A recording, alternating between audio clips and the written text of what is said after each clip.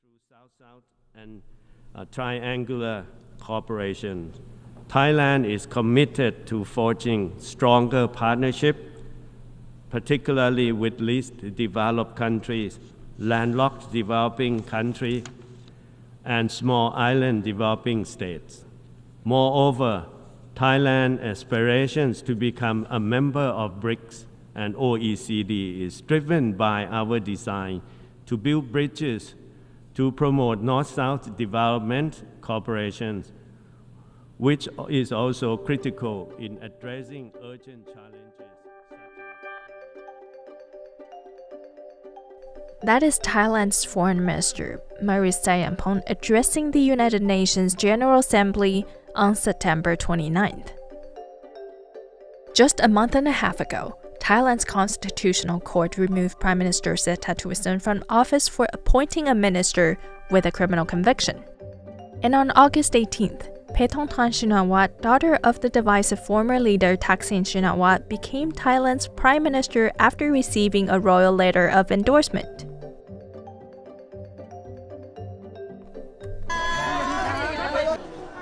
Why I didn't plan to take on this role initially. I want to assure everyone that I am fully prepared and determined.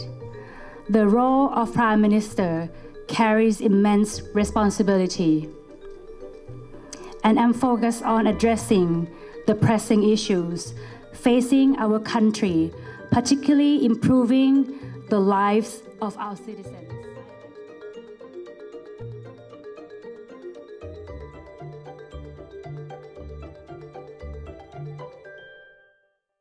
You're listening to The Divide. My name is Iris Xu. Today's guest is here to help me deconstruct Thailand's politics and how this country is positioning itself in today's world politics. My name is Shawn Crispin. I am the Southeast Asia editor at Asia Times, based here in Bangkok, Thailand. Shawn has worked as a journalist and editor based in Thailand for the past 20 years, serving previously as Bangkok bureau chief for the Far Eastern Economic Review and the Wall Street Journal Asia, and contributing editor to The Diplomat. In early 2020, a democratic revolt erupted in Thailand. The demonstrations attracted almost 100,000 participants, whose demands targeted Thailand's most sacred institution, the monarchy.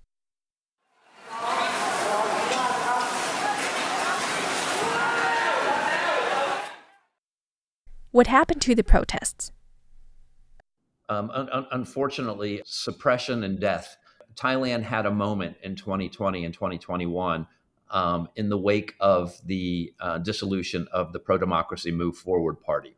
And there were demonstrations on the street which articulated various demands, many of a pro-democracy nature, as you suggest, but also, challenging royal authority in ways that have never been seen in Thailand's history before. But at the core of these protests were calls for change, and I would say on the margins, right, there were questions about how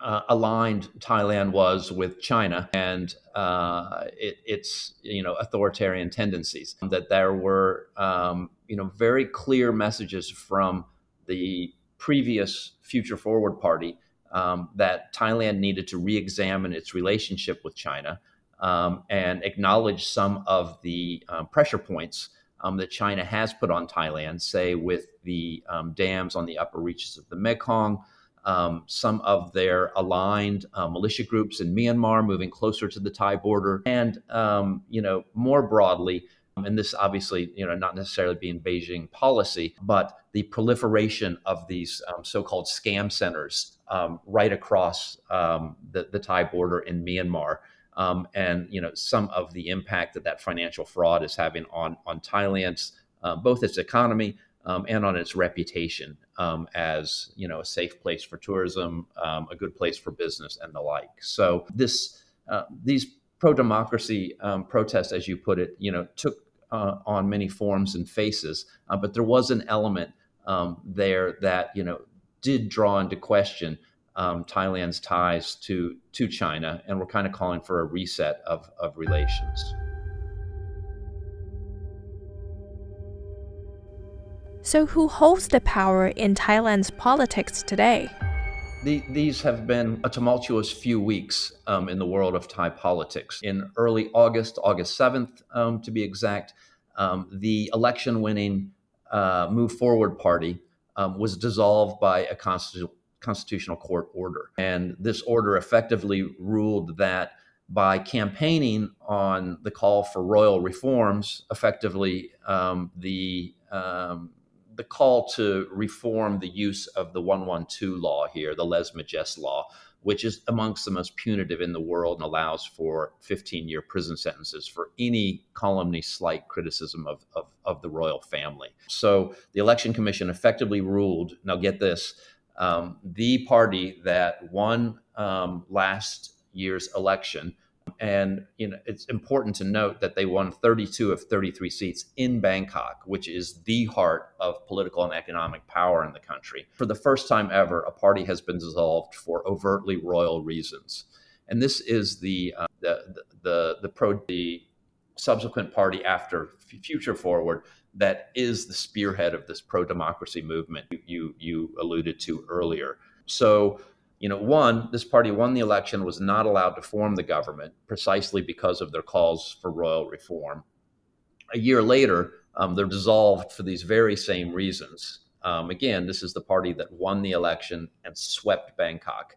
And yes, they've been allowed to reform in a third incarnation known as the People's Party, but questions are starting to swirl as to whether or not they'll be as effective, if they'll be as popular now that we've moved to a third generation of leadership that may perhaps lack the experience and charisma of the first and second generations. So that's what happened on the 7th. A week later, the ruling Pheu Thai government's Prime Minister Thaksin was banned from politics for a cabinet appointment that was deemed as unethical.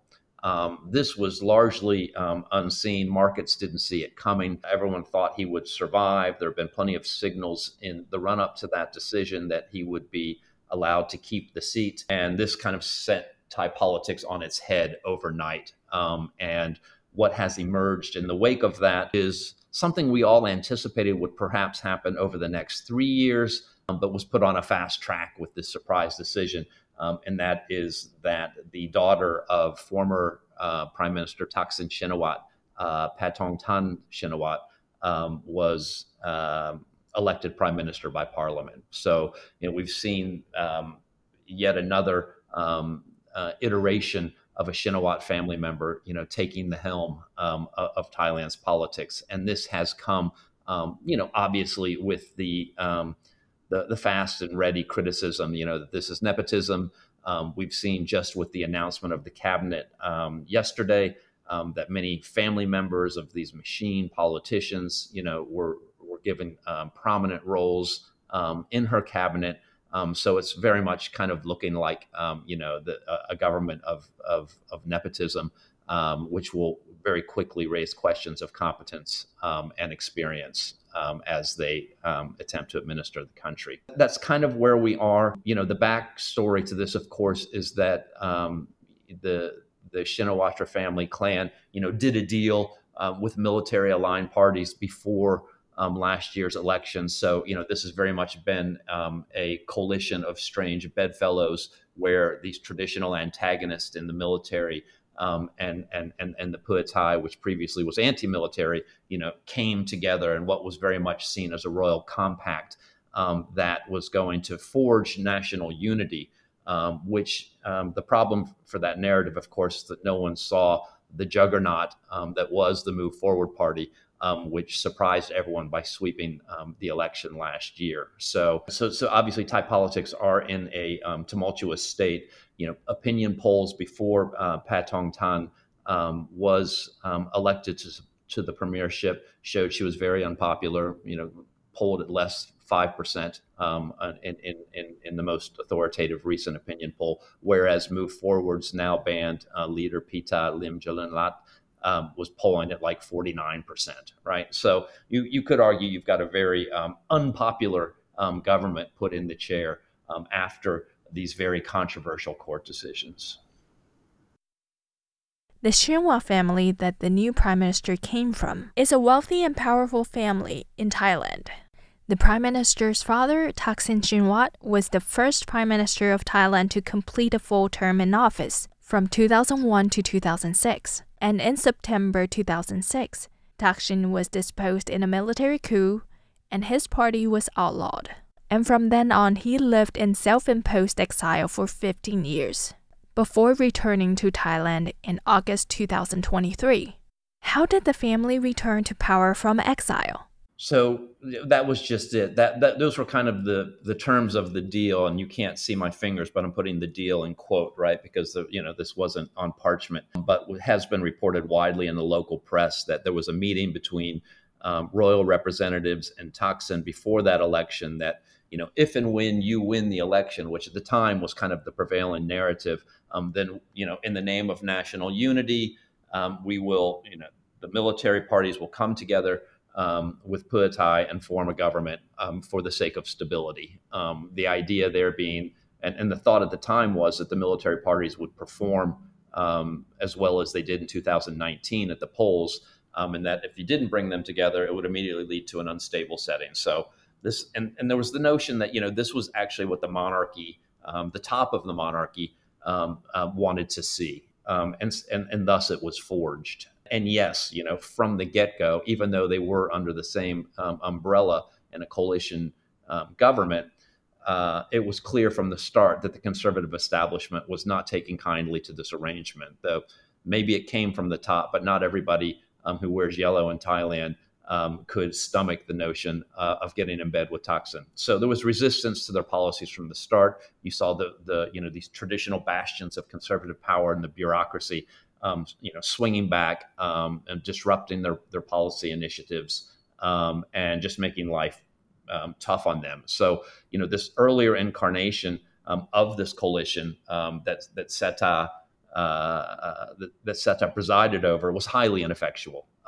That said, in the same breath, it was completely harmless to conservative interest, right? It was not like the Move Forward Party, who has been claiming, if and when it comes to power, it's going to tackle the monarchy, it's going to tackle the monopolist business interests, and it's going to tackle military power. They're talking about radical change, and that's not what we're seeing with Pheu Thai under Seta, and we're not going to see it under Paetongtarn either, right? This is going to be an administration that effectively soft pedals on some of these more sensitive questions of conservative power centers, which are oftentimes seen as undemocratic in the amount of power and influence they wield. I wonder what issues or policies that Thai people care about the most. Well, that's a very good question, right? Because, as I said earlier, Move Forward surprised just about everybody in its outperformance at last year's election. And if you're a political junkie like myself, and you were kind of following the day-to-day of how all the parties were positioning themselves and what policies they were campaigning on, at the outset, Move Forward kind of looked like everybody else, right? It was, we're going to give a lot of money to poor people and hope that wins, the rural countryside vote. It's my understanding that Move Forward's leadership had a throwdown of sorts in the month before polling day, and decided, no, this is not the way we want to campaign. We want to actually articulate some of this more radical agenda, which we really represent, i.e., like I said, tackling monarchy, oligarchs, and the military's power. And in the last month of that election, when it became clear that Pheu Thai had, behind the scenes, joined hands with the military parties, i.e., that if you vote for Pheu Thai, it becomes a de facto vote for the military parties too, because they'll be part of the coalition. Suddenly, Move Forward's polling just surged, right? And so it's unclear, was that because of the perception that, hey, a vote for Pheu Thai is tantamount with voting for the military? Or was it, hey, they just switched their narrative to these more radical prescriptions, and so that's what led to the popularity surge? It's hard to decipher which, right? But what is clear is that, in the tail end of the campaigning, the Thai people wanted change, right? And Move Forward represented democratic change in a way that Pheu Thai didn't, right? And that it was it was going to bring back a lot of the status quo by bringing the military parties along with it. The caveat here, of course, is that Pheu Thai didn't get slammed, right? They came in second and, trailed by, I think, 10 seats to be exact. So it wasn't a landslide, right? But, the Move Forward Party at the end was very much campaigning on a different message and surprised all analysts by outperforming and won the election. So you most certainly could say that, what do Thai people want? What policies would they like to see? What's clear is that the Bangkok population, and that's historically, where economic and political power is concentrated, is where government changes hands. They wanted the change Move Forward was talking about. And that means that a lot of these conservative elites also wanted the change that Move Forward's talking about. So that's, what do the Thai people want? That's hard to decipher. But what did Bangkok want was very clear.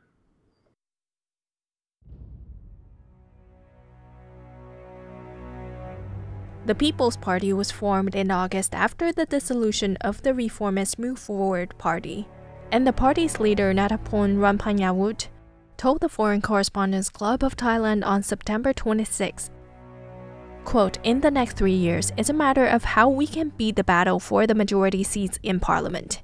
I have to accept it's not an easy task to do, but I truly believe it is possible to achieve." He said, "Our main priorities and policies will still be the same: to protect human rights and bring full democracy to Thailand. We want to bring power back to the people, and no one can stop that."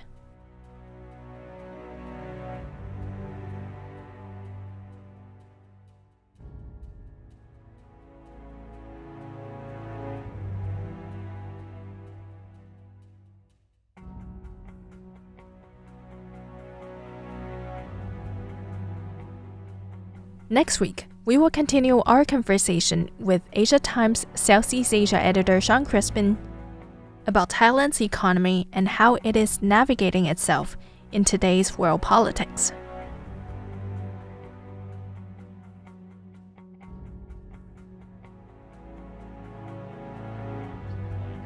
Even in the analyst community.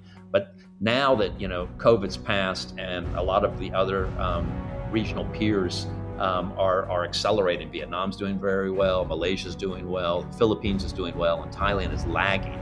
And I think what people have missed to date, and this is contributing to this debt crisis, if you like, is that Thailand's SMEs have not bounced back with tourism and now face, the double whammy of Chinese dumping.